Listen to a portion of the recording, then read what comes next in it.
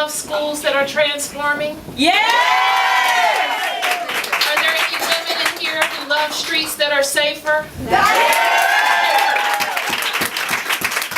Are there any women in here who love a courageous mayor that makes tough decisions?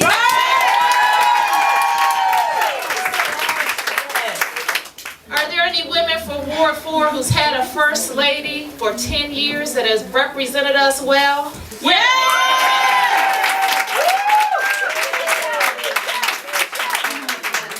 You can't beat having a beautiful family, a smart mayor, a smart wife, a team that has represented us in Ward 4 for 10 years in the entire District of Columbia for just the past 4 years, but not long enough.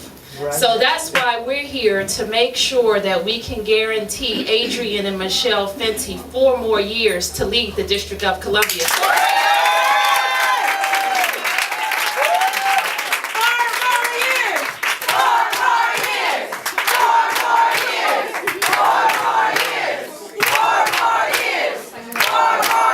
That's right. But women for Fenty, nobody can tell it like Michelle Fenty can tell it, because she knows firsthand how much Mayor Fenty cares. Right. Yes. She knows firsthand how many hours Mayor Fenty is away from her and her beautiful children. She knows firsthand when Mayor Fenty comes to make tough decisions that affect many, and we appreciate how many people are affected, but can benefit so many more. And she's there with him to make those tough decisions. And we're going to be there with her tonight and with them for the next 4 years. Our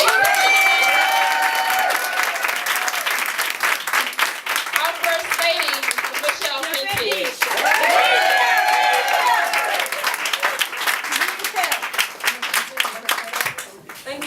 Thank you, Muriel, for that lovely introduction. Thank you, Laurie Soto, for opening up your beautiful home. Thank you to Jan Fenty, the mayor's mom.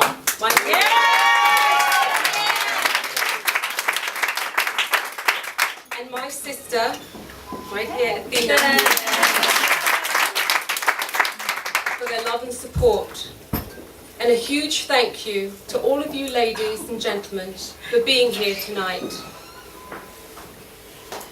Wow, as I look around the room, I see the faces of so many friends and loyal supporters. You are our strength. I'm happy to be here in my home ward, Ward 4. Can we hear it for Ward 4? Is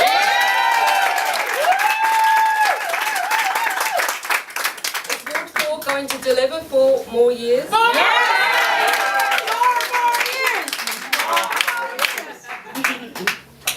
As many of you know, Adrian and I have lived happily here for the past 13 years. Thank you, Ward 4, for your support and your faith.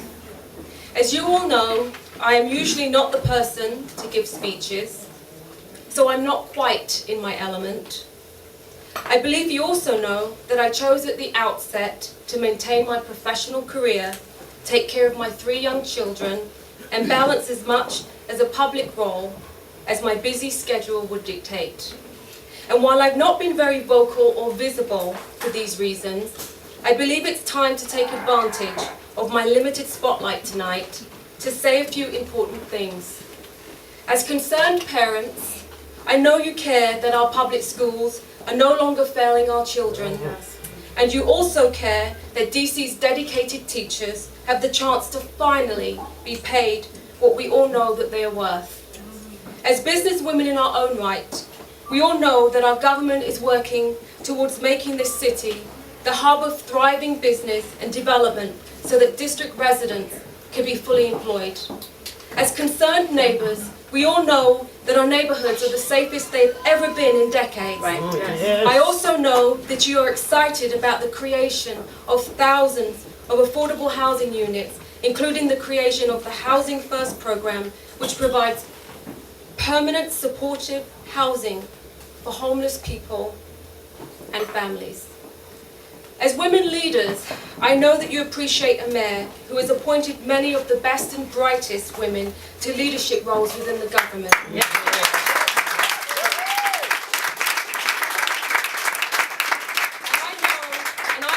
you are filled with pride, just as I am, when I watch these fine women make significant strides in education, public safety, and economic development, just to name a few.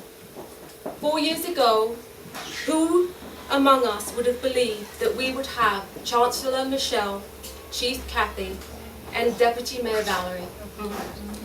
As mothers, sisters, aunts, cousins, and friends, I know you all understand that it takes a compassionate leader to ensure that our weakest, youngest, poorest, and those least able to help themselves are given a strong voice so that their plight is not forgotten.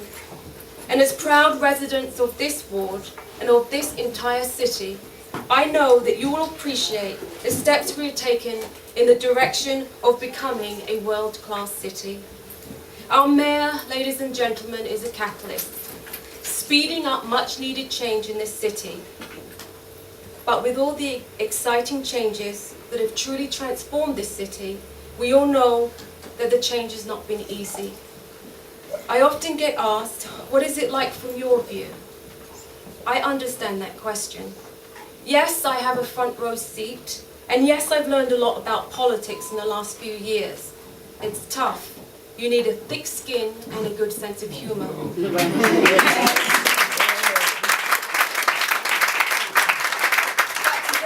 But today I thought it would be good if I were able to give you a small glimpse of the Adrian Fenty that I know. I get to see the devastation on the mayor's face when he comes home from visiting a mother in the hospital after a child has just died. I get to see how disappointed he is when he talks to a group of unemployed young adults who can't understand why and how the DC education system gave them a diploma but didn't give them the tools they need to compete in a global economy. I get to see him and hear him with his 3 phones perched on his lap at 3 a.m. in the morning, having been up the entire night with his team, talking, texting, emailing his staff to figure out how to clear snow from our streets and get this city moving after a record-breaking snowstorm threatens to immobilize us. I assure you, ladies and gentlemen, he is human. What is most painful is that there are people out there who believe that the mayor does not understand their issues. It is absolutely heartbreaking to think that so many district residents feel disconnected from a mayor born and raised in DC, who is married to me and is raising our 3 children in a city where he spent most of his life. He doesn't just understand, he's like everyone else here. He's lived the reality of many of these issues, and they are a part of who he is. And I know that my husband fully understands the frustrations and problems of the people who feel like their neighborhoods never see any benefits regardless of who runs the city. It's for this reason that it was so important for him to build the state-of-the-art recreation center in Ward 7 so that families in those communities could have a safe place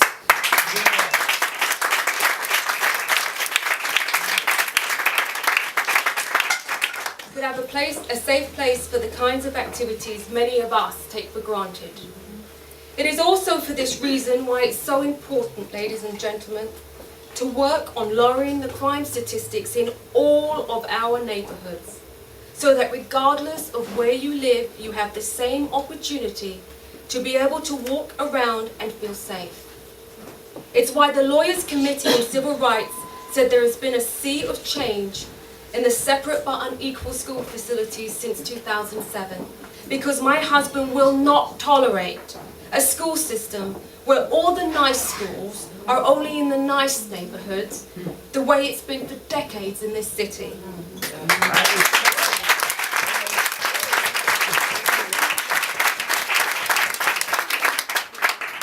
It's hard for me to see my husband reduced to a one-dimensional fictional character that has no semblance of reality.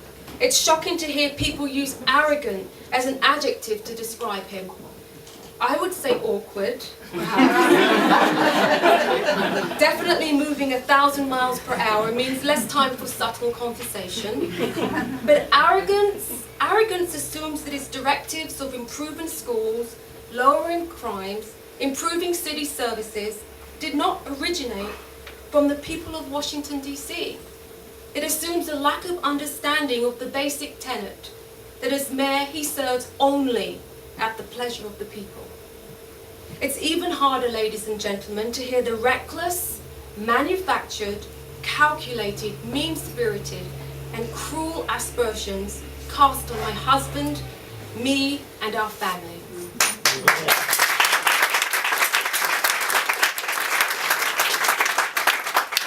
I have known Adrian Fenty for the past 16 years.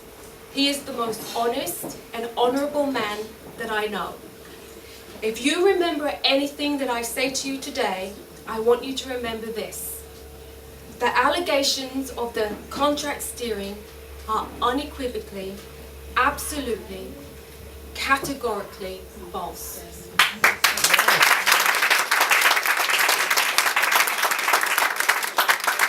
My husband has treated the office of the mayor with honesty, integrity, character, leadership, and fortitude.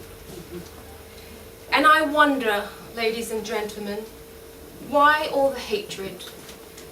Why the anger towards someone who in his heart of hearts has only one mission, and that is to effectively serve all of the constituents of this great city? So as we close in these final 2 weeks, I've come to recognize a simple but recognize that Adrian Fenty's heart is with this city, the entire city, his city.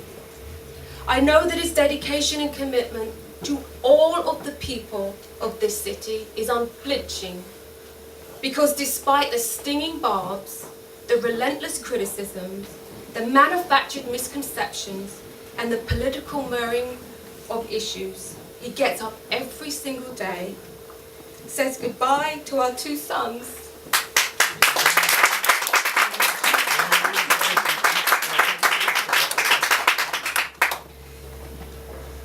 closes the door tightly behind him, and braves the political.